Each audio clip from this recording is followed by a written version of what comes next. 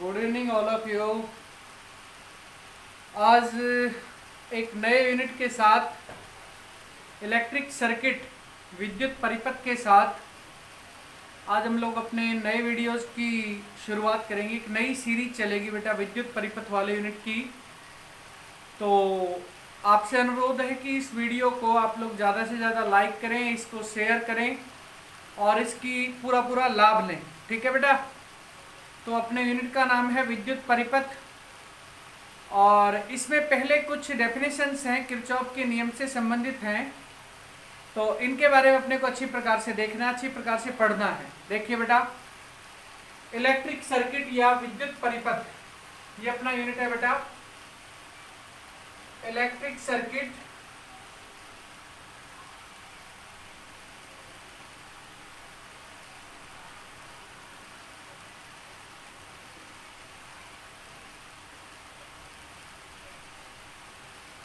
नहीं तो इसे हटाओ।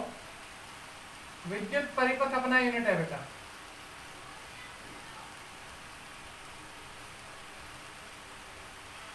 विद्युत परिपथ और इसमें पहला पहला पॉइंट है बेटा जटिल परिपथ। जटिल परिपथ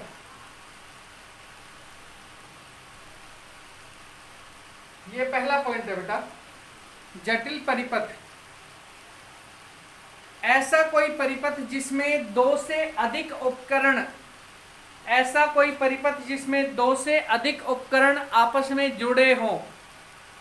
ऐसा परिपथ जिसमें दो से अधिक उपकरण आपस में जुड़े हों उसे हम लोग कहते हैं जटिल परिपथ।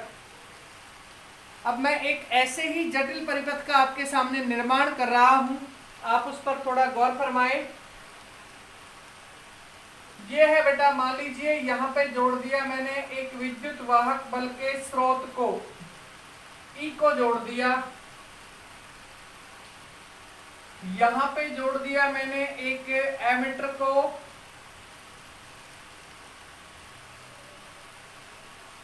यहां पे जोड़ दिया एक प्रतिरोध को कैपिटल आर को,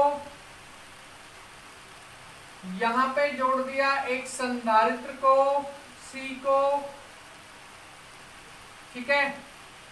फिर इससे आगे यहां पे इस दूसरे भाग में मैंने फिर यहां पे एक वापस से एक प्रतिरोध लगा दिया कैपिटल आर। फिर यहां पे एक संधारित्र लगा दिया सी। फिर यहां पे मैंने कुछ भी नहीं लगाया। फिर यहां पे एक प्रेरकत्व लगा दिया एल।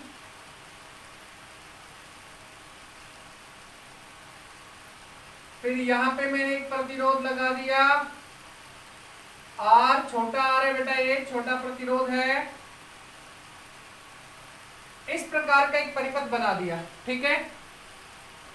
इसका नामकरण भी साथ साथ कर ही देते हैं। ए स्मॉल से करते हैं बेटा, स्मॉल ए, small B, small C, small D, small ई, एफ, जी और एच।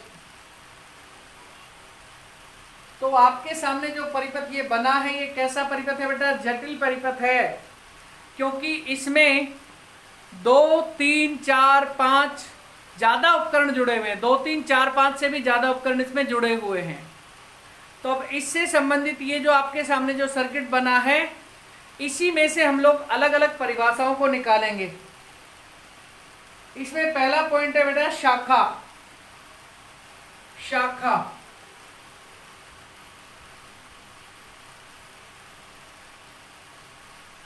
जटिल परिपथ का वह भाग जिसमें कम से कम एक उपकरण जुड़ा हुआ हो। जटिल परिपथ का वह भाग जिसमें कम से कम एक उपकरण जुड़ा हुआ हो उसे क्या कहते हैं बेटा? ब्रांच या शाखा कहते हैं। Minimum 1 operator must be use in the branch. कम से कम एक शाखा में कम से कम एक उपकरण जरूरी है। देखो भाई, जैसे ए बी एक शाखा है बेटा, क्योंकि इसमें एक स्रोत जुड़ा हुआ है। बीसी एक शाखा है क्योंकि प्रतिरोध जुड़ा हुआ है। सीटी एक एक शाखा है क्योंकि इसमें प्रेरकत्व जुड़ा हुआ है। DE एक शाखा है क्योंकि इसमें भी एक प्रतिरोध जुड़ा हुआ है। लेकिन EF एक शाखा नहीं है क्योंकि इसमें कोई उपकरण नहीं जुड़ा हुआ है। इसी तरह से FG कोई शाखा नहीं है क्योंकि इसमें भी कोई उपकरण नहीं जुड़ा हुआ है। CF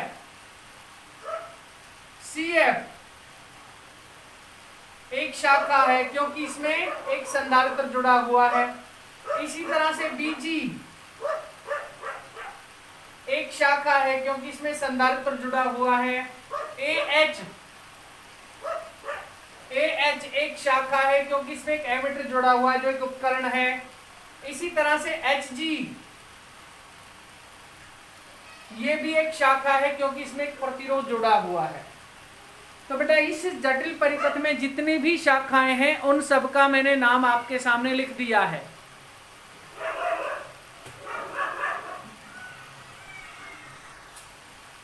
देखो बेटा शाखा क्या थी आपकी, AB थी, BC थी, CD थी, DE थी, CF थी, BG थी, AH थी और HG थी। ठीक है, इससे आगे अपना नेक्स्ट पॉइंट है बेटा इसी में संधि बिंदु। संधि बिंदु संधि बिंदु जॉइंट पॉइंट या जंक्शन पॉइंट, संधि बिंदु या जंक्शन पॉइंट। अब देखो बेटा जहां कम से कम दो शाखाएं आपस में मिलती हों वे बिंदु, जटिल परिपथ में उपस्थित वे बिंदु जहां कम से कम दो शाखाएं आपस में मिलती हों उन्हें क्या कहते हैं, उन्हें जंक्शन पॉइंट या संधि बिंदु कहते हैं। The point where minimum 2 branches can be connected with each other are called the junction point.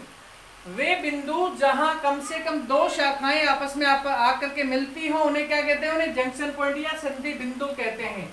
अब इसमें देखो बेटा A एक संधि बिंदु है, B संधि बिंदु है, C संधि बिंदु है, D संधि बिंदु है, E संधि बिंदु नहीं है क्योंकि बेटा यहाँ FE पर कोई स्रोत नहीं है। F कोई संधि बिंदु नहीं है क्योंकि यहाँ से तो उपकरण है लेकिन यहाँ दोनों तरफ कोई उपकरण नहीं है।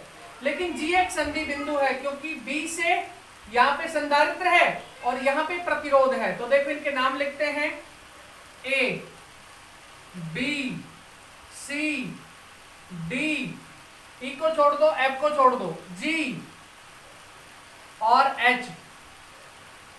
ये इसमें बेटा क्या है, ये संधि बिंदु है। इसके आगे बेटा नेक्स्ट पॉइंट है अपना सक्रिय लोप या एक्टिव लोप। एक्टिव लोप या सक्रिय लोप। सक्रिय लोप, द एक्टिव लोप। सक्रिय लोप या फिर कौन से लोप बेटा, एक्टिव लोप।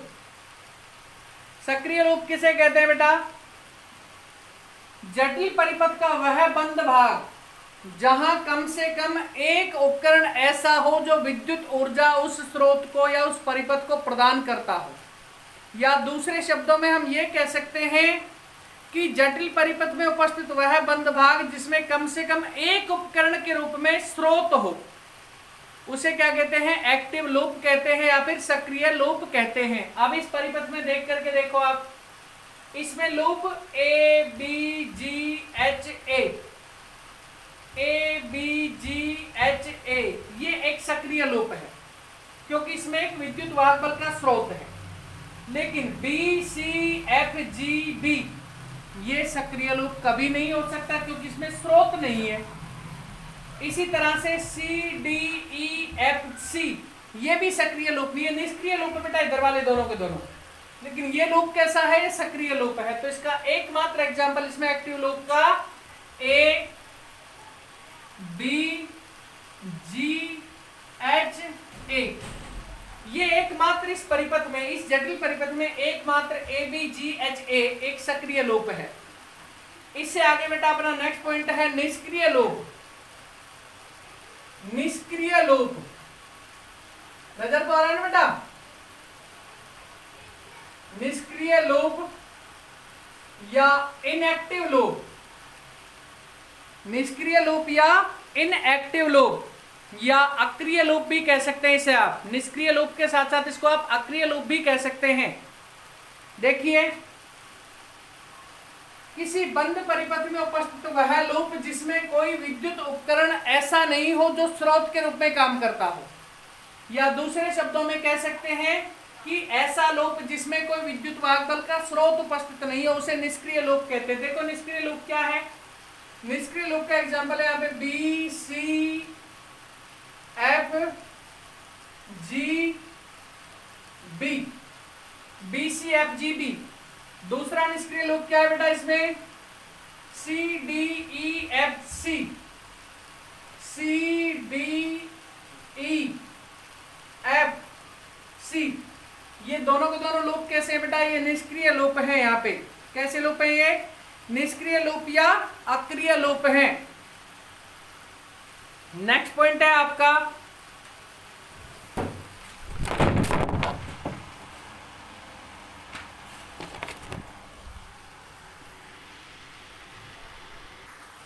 निष्क्रिय लूप पता लगा बेटा, B C F G B और C D E F C, ये दोनों लूप कैसे हैं, निष्क्रिय लूप हैं।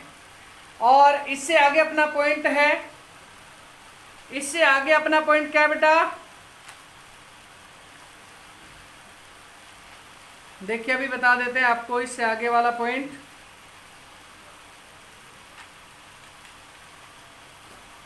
इससे आगे बेटा इससे संबंधित कोई छोटा पॉइंट नहीं है। तो आज अपने को बस इतना ही वीडियो ध्यान करना है।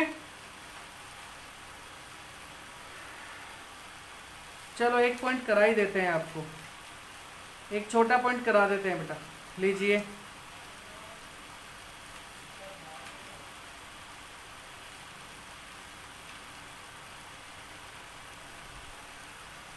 किरचॉफ के नियम तो कल कर देंगे बेटा, कोई नहीं, आप इन्हीं के बारे में ध्यान दीजिए बेटा। पहले था जटिल परिपथ, ऐसा परिपथ जिसमें कम से कम दो से ज्यादा उपकरण हो, कम से कम दो से अधिक उपकरण हो, उसे क्या कहते हैं, उसे जटिल परिपथ कहते हैं। आपके सामने जो चित्र है ये जटिल परिपथ है। इसमें पहला पॉइंट था शाखा। शाखा क्या होती है बेटा, जटिल परिपथ का वह भाग जिसमें कम से कम एक उपकरण जुड़ा हुआ हो। इससे आगे फिर अपना संधि बिंदु है। संधि बिंदु वह बिंदु है जहां कम से कम दो शाखाएं आकर के आपस में मिलती हो, उसे संधि बिंदु कहते हैं, जॉइंट जंक्शन पॉइंट कहते हैं। सक्रिय लूप, सक्रिय लूप ऐसा लूप होता है जिसमें, सक्रिय लूप ऐसे लूप को कहते हैं जिसमें कम से कम एक उपकरण ऐसा हो जो विद्युत स्रोत के रूप में कार्य कर सके। और इसके बाद में निष्क्रिय लूप, ऐसा लूप जिसमें कोई विद्युत वाहक बल का स्रोत उपस्थित नहीं हो, जैसे B C F G B और सी डी ई एफ सी। तो बेटा आज के लिए अपना जो काम है वो यहीं पे पूरा होता है। ओके, नमस्कार। बाकी बेटा अपन कल मिलेंगे वापस से। आप इसे ज़्यादा से ज़्यादा लाइक कीजिए, ज़्यादा से ज़्यादा शेयर कीजिए।